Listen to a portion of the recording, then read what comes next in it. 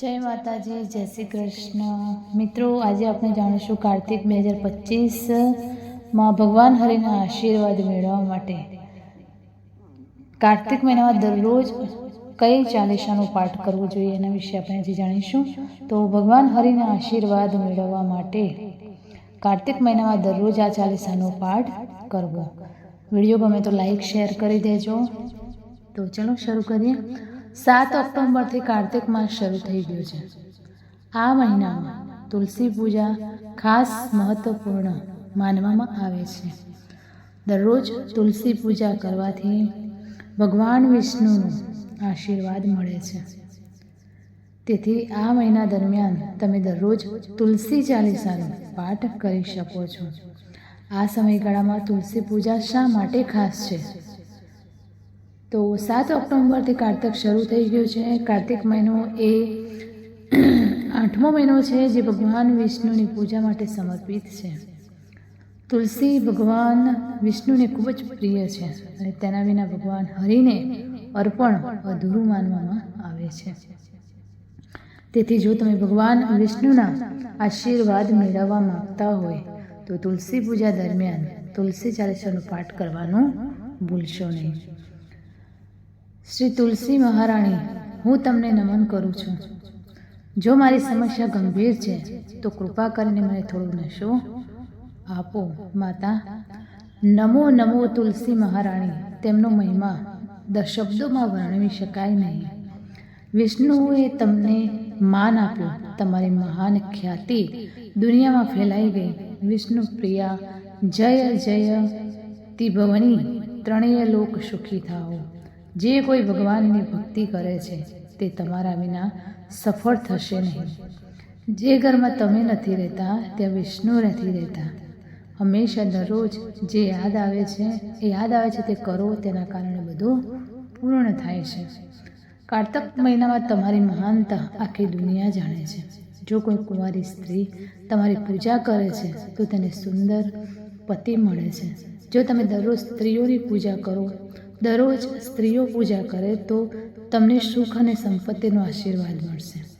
જો કોઈ વૃદ્ધ સ્ત્રી પૂજા કરે છે તો તેને ભક્તિ મળે છે અને તેનું હૃદય ખુશ થાય છે. જે કોઈ ભક્તિભાવથી પૂજા કરે છે તે જીવનના સમુદ્રને પાર કરી જાય છે. હું ભાગવત યજ્ઞની કથા કરાવું છું પણ તમારા વિના તે સફળ નહીં થાય.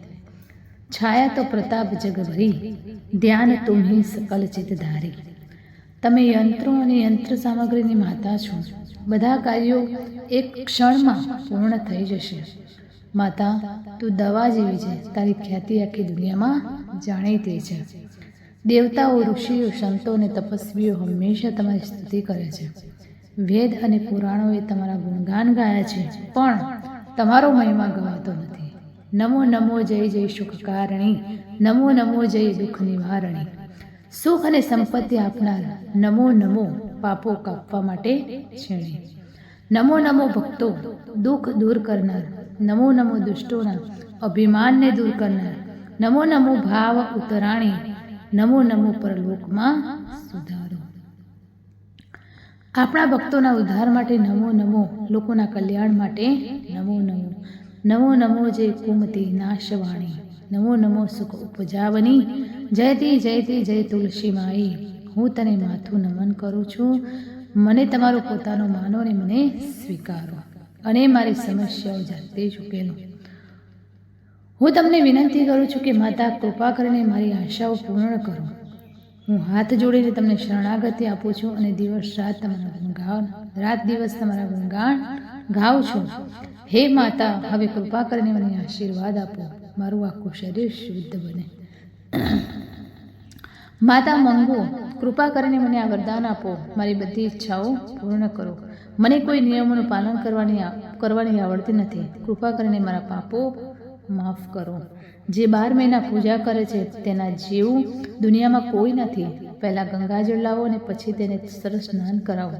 ચંદન, અખંડ ફૂલો, ધૂપ, દીવો અને નૈવેદ્ય અર્પણ કરો. ગંગાનું પાણી પીઓ અને શુદ્ધ હૃદયથી ધ્યાન કરો. પછી ચાલીસાનો પાઠ કરો અને માતા તુલસીની સ્તુતિ કરો. હંમેશા આ રીતે પૂજા કરો, શરીરમાં કોઈ દુઃખ નહીં રહે. કાર્તિક મહિનાની સાધના કરો, દરરોજ સૂઈ જાઓ અને શુદ્ધ બનો. આ વાર્તા ખૂબ જ સુખદ છે. જે કોઈ તેમને વાંચે છે અને સાંભળે છે તે દુનિયાથી મુક્ત થઈ જાય છે. તુલસી મૈયા તું કલ્યાણી છે, આખી દુનિયા તારો મહિમા જાણે છે. માતા, હું દરરોજ તમારું ધ્યાન કરું છું અને ગીત ગાઈને તમને પ્રસન્ન કરું છું. જે કોઈ આ શ્રી તુલસી ચાલીસાનો પાઠ કરશે, ગોવિંદ તું જે ઈચ્છે છે તે તને મળશે. જય મિત્રો, કેવો લાગે વિડીયો કમેન્ટમાં જરૂર જણાવજો. કંઈ પણ થોડી ઘણી ભૂલચૂક હોય તો પ્લીઝ માફ કરી દેજો. ફરી મળીશું આવા જ એક નવા વિડીયો સાથે. ત્યાં સુધી નમસ્તે, જય માતાજી, જય શ્રી કૃષ્ણ, હર હર મહાદેવ.